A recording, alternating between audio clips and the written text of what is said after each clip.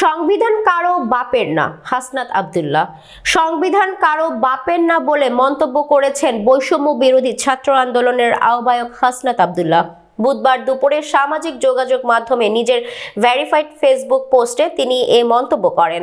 হাসনাত আব্দুল্লাহ বলেন, বংশগত আর রক্তের বড়াই দিয়ে মুক্তিযোদ্ধাদের নাতি নাতনিদের যে অসম সুবিধা দেওয়া হতো, আজকাল সংবিধান কমিটির সদস্যদের সন্তানদের সেই রকম অসমভাবে মুজিববাদী সংবিধানের পক্ষে দাঁড়াতে দেখা যাচ্ছে।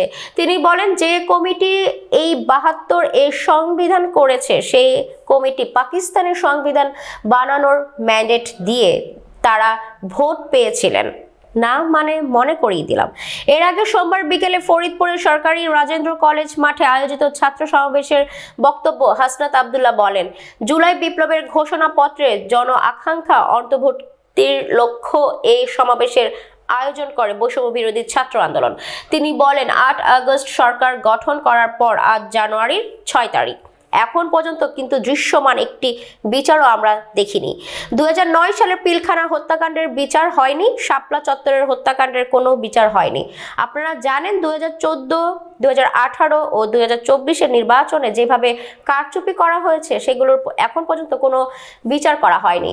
এই অন্তর্বর্তীকালীন সরকারকে আমরা স্পষ্টভাবে বলতে চাই, আপনারা যদি আমাদের মাঝে গ্রহণযোগ্যতা বাড়াতে চান, অবশ্যই অন্তর্বর্তীকালীন সরকারের সময়ে আমাদের এই বিচারগুলো আপনার নিশ্চিত করতে হবে।